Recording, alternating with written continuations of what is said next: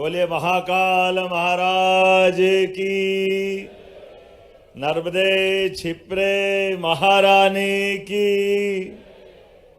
आज का ये अद्भुत समागम इतिहास आज के दिन को याद रखेगा।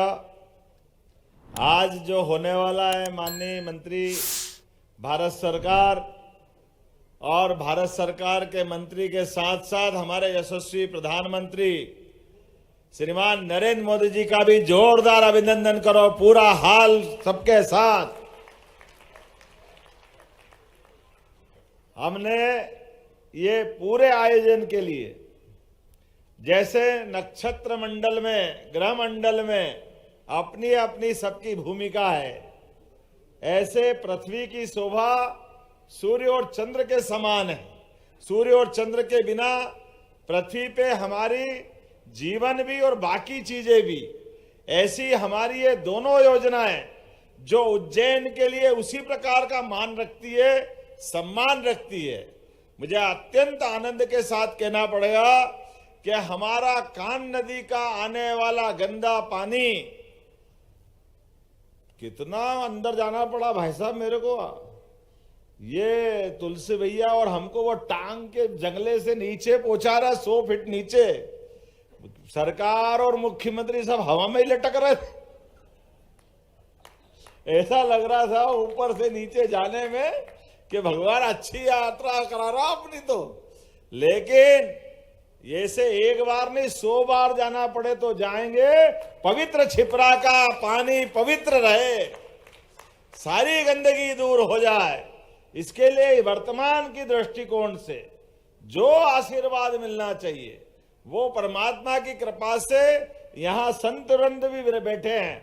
मैं सबको प्रणाम करता हूँ, यहाँ से रामेश्वर दास जी से लेके उमेश नाथ जी माननीय सांसद राज्यसभा तक सबको प्रणाम करता हूँ। वो सच में माननीय मंत्री जी बताना भी चाहता हूँ। उसके पहले हमारे जल शक्ति मंत्री श्रीमान तुलसीराम सिलावट जी, प्रभारी मंत्री गौतम टेटवाल जी, माननीय सांसद अनिल फिरोजिया जी, माननीय विधायक अनिल जैन कालूहेड़ा जी, माननीय विधायक सतीश मालवीय जी, माननीय विधायक जितेंद्र पंड्या जी, माननीय विधायक डॉक्टर तेज बहादुर सिंह जी, हमारी माननीय महापौर मुकेश चटवाल जी, माननीय सभापति बहन कलावती यादव जी, जिला पंचायत के अध्यक्ष जी, मैं हमारे पूर्व विधायक बहादुर सिंह जी चौहान, जिला अध्यक्ष बहादुर सिंह बोरमुंडला जी, और आज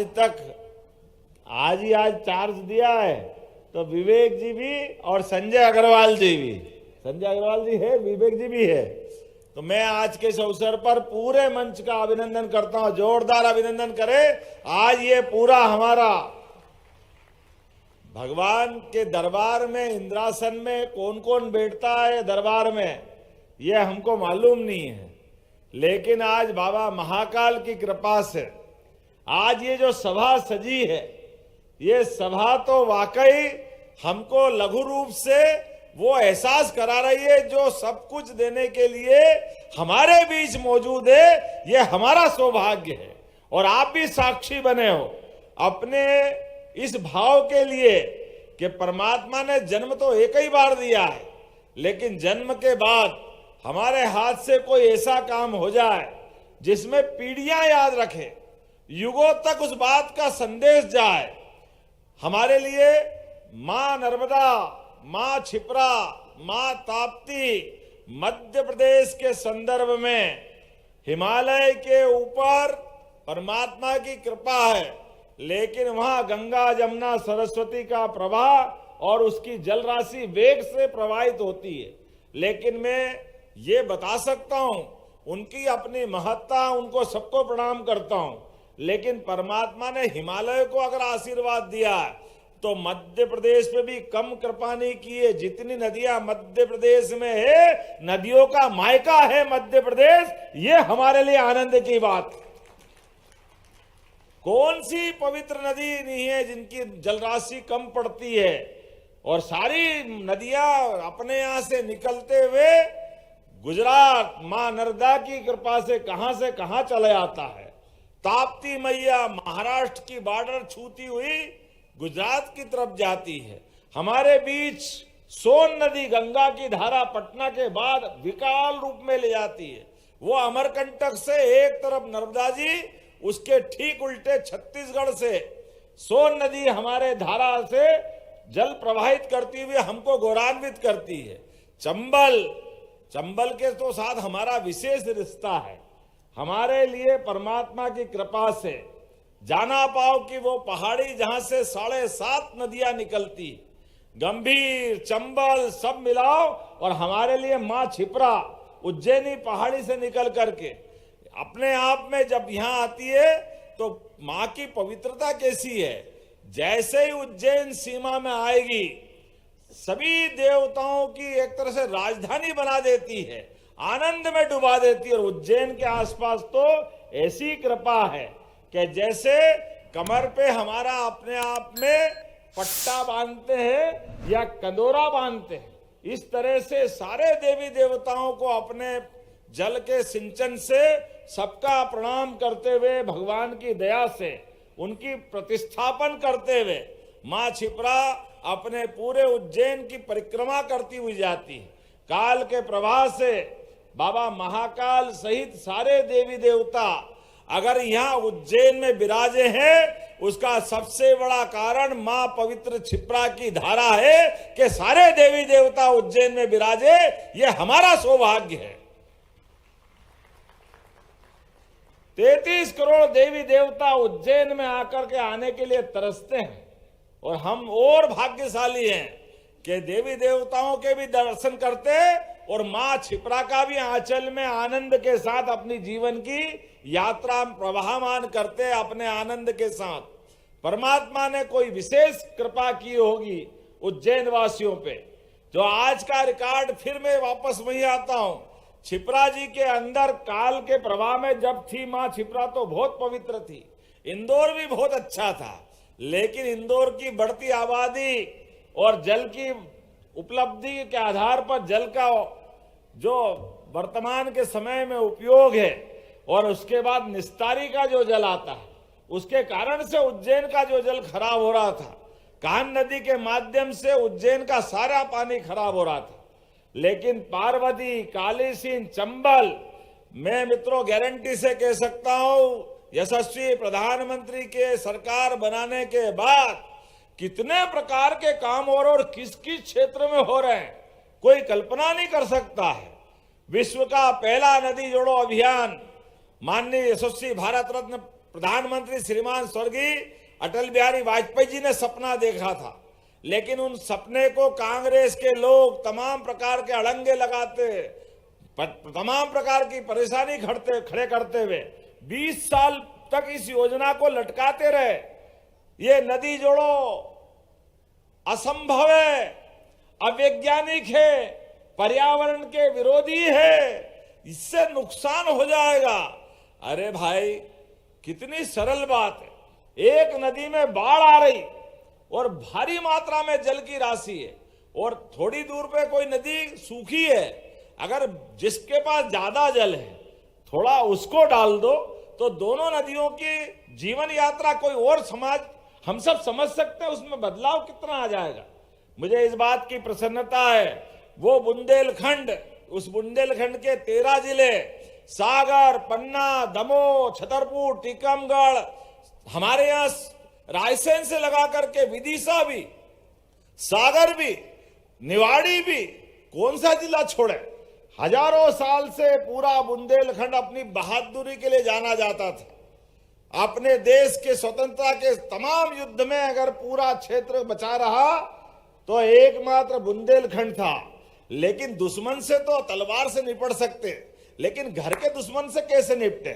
जिनके हाथ में सत्ता के सूत्र आए वो सुख देने को तैयार नहीं, वो पीने के पानी, सिंचाई के साधन कोई विचार ही नहीं कर रहे थे। कांग्रेस के लोग सरकार के सरकार बनाते जा रहे हैं। एक पीढ़ी नेहरू जी की गई, दूसरी इंदिरा जी की आ गई, राजीव जी की आ गई, बचे कुचे बाबा जी, मोनी बाबा, सोनिया गांधी पीछे सरकार चला रही, कोई विचार करने को तैयार नहीं।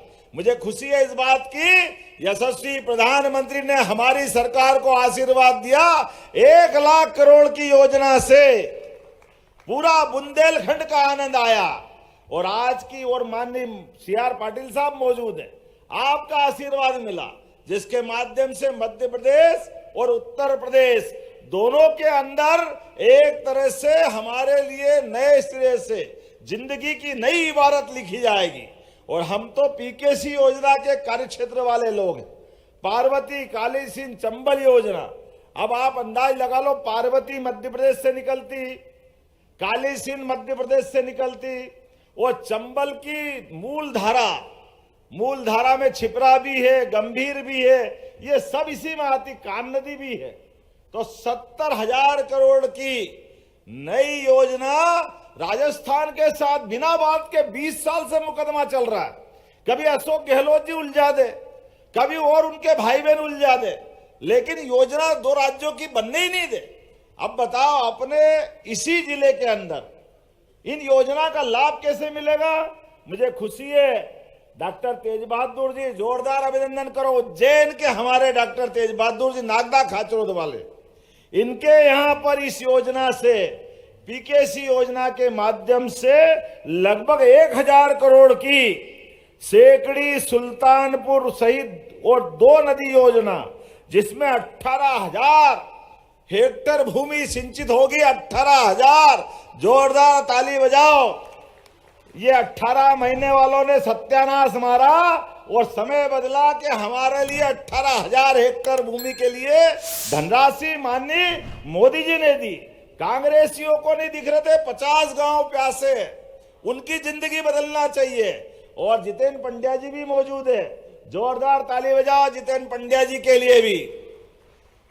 इनके तहसील से निकलने वाली चंबल, चामला दोनों नदी जोड़ते हुए पूरे दक्षिणी, उत्तरी, पश्चिमी बनने करके अधिकांश गांवों को पीने के साथ सिंचाई का पानी भी मिलेगा। मुझे इस बात का आनंद है, ये पूरी धनराशि भारत सरकार दे रही है।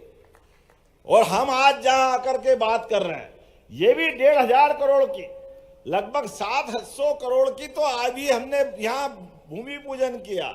और ये 850 करोड़ की कान नदी, तुलसी भैया और हम लोग मान के चले, अब इंदौर उज्जैन के बीच में आने वाली ये कठिनाई की बाधा पार कर ली और कितनी बड़ी नहर बनी। मैं संत वृंद को धन्यवाद दूंगा, इनने सदैव इस बात का अलग जगाया कि ये गंदा पानी को नहर बना के निकाल दो। महाराज जी, रामेश्वर दास जी बैठे हैं, महाराज जी पहले मेरे भी पल्ले नहीं पड़ी कि कौन सी नहर बन जाएगी, ऐसे ने कैसे निकल जाएगा। लेकिन हमारे संत तो संत है, हमारा सोचने का अंत हो उसके आगे संत है, और ये भगवंत की यात्रा की तरफ ले जाते हैं। तो आपने कहा कि निश्चित रूप से होगा, और मैं वास्तव में आप अपने वैज्ञानिकों, अधिकारियों को भी धन्यवाद दूंगा। एक बार जोरदार ताली जल संसाधन वालों के लिए भी बजाइए। जमालपुरा से लगा करके गंभीर नदी के नीचे तक का हिस्सा, और कितना 100 फीट नीचे, और चौड़ी कितनी है, पूरा का पूरा डंपर ट्रक चला जाए ऊपर तक माल भरा हुआ, तब भी कोई फर्क नहीं पड़े। पानी की इतनी धारा, एक तरह से नदी पलटाने का काम हो रहा है। ऊपर खेती करते रहो, नीचे से पानी बहता रहे। परवारे माननीय मोदी जी का आशीर्वाद मिला, माटी पाटिल साहब का आशीर्वाद मिला, जोरदार ताली बजाओ। ये कितनी बड़ी योजना है, और कहीं कोई झंझट नहीं।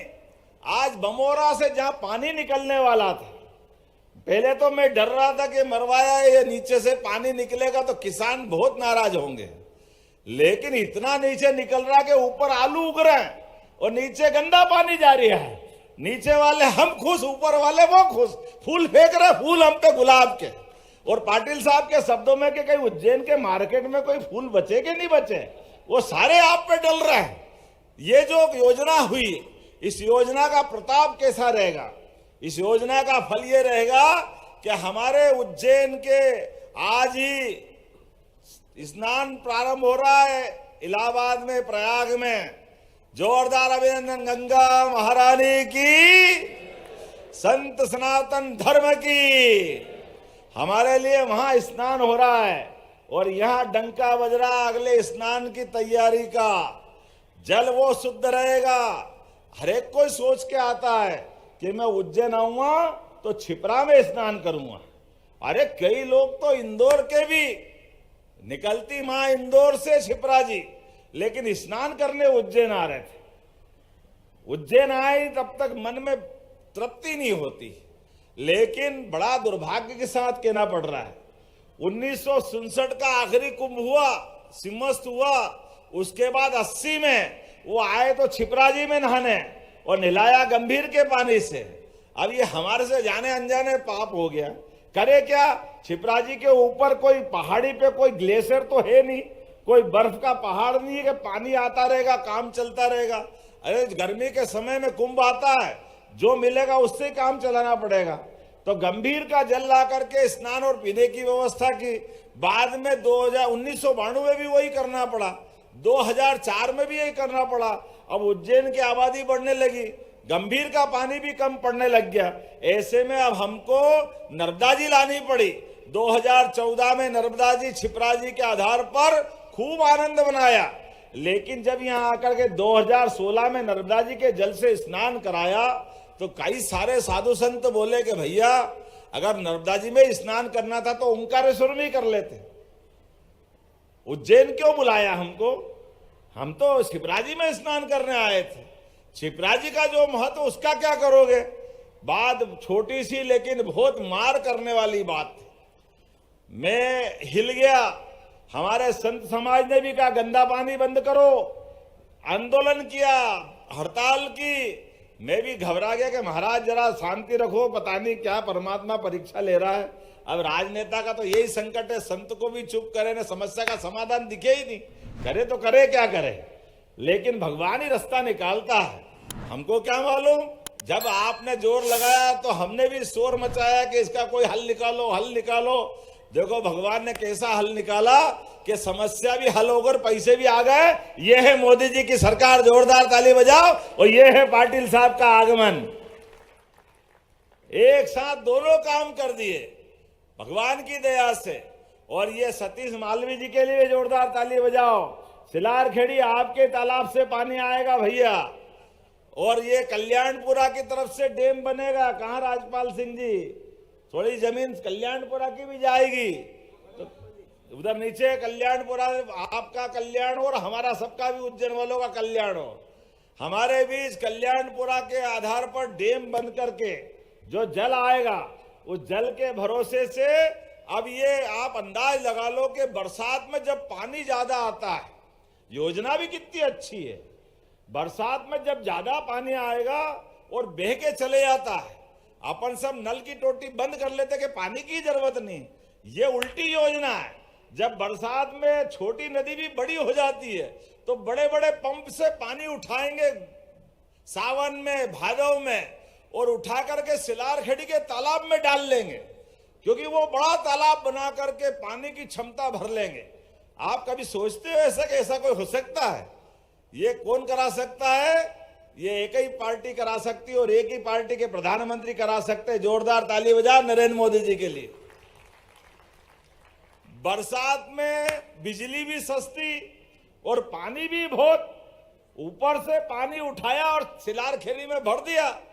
उधर भरा पानी, बरसात गई कि जैसे जरूरत पड़ी वो ऊंचाई पे, छिपरा जी नीचे ही पे है। धीरे धीरे जब जरूरत पड़ेगी पूरे साल, खाली सिम्मस्त में नहीं, सभी त्योहार के समय छिपरा जी का जल भरा रहेगा। यह आनंद हमारे बीच आने वाला, यह सौभाग्य हमारा है।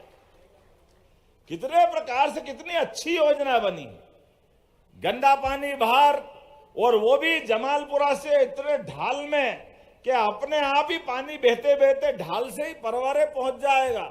गंभीर में, गंभीर का जो डैम भरा वो ऊपर उसमें नहीं जाएगा। गंभीर के डैम के नीचे जो नदी खाली पड़ी रहती है, उस खाली नदी में गंदा पानी साफ हो करके एसटीपी के माध्यम से पानी साफ हो जाएगा।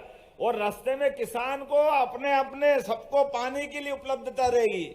और ये सतीश जी की जान अलग सूख रही है। सिलारखेड़ी के किसानों के लिए भी कह रहे हैं, अरे उनको भी पानी देंगे, चिंता मत करो, जो सिंचाई कर रहे हैं करते रहेंगे, डैम थोड़ा बड़ा बना देंगे। उज्जैन वाले भी खुश, घटिया वाले भी खुश।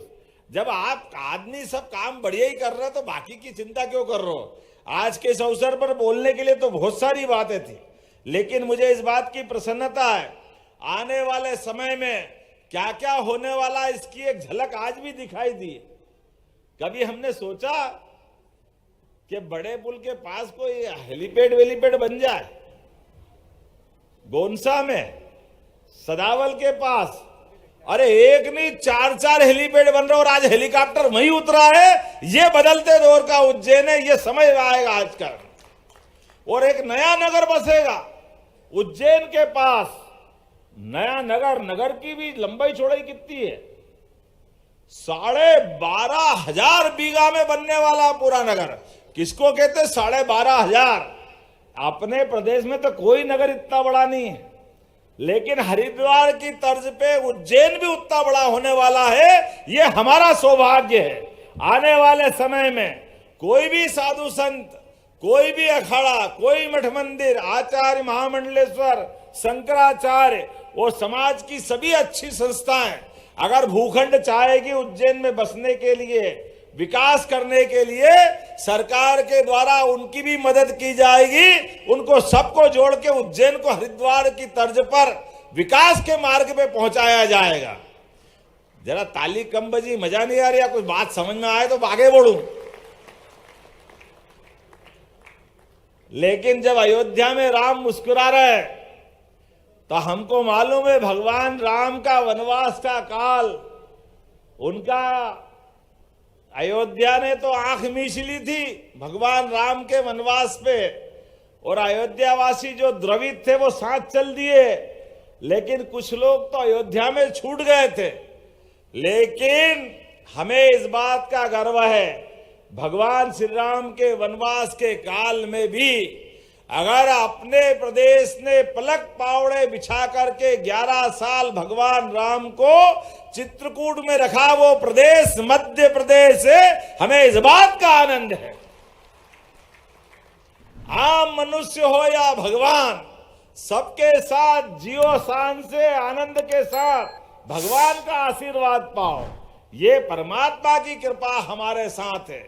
इसीलिए तो तुलसीदास जी ने कहा है, चित्रकूट के घाट पे भई संतन की भीड़, तुलसीदास चंदन घिसे तिलक करे रघुवीर।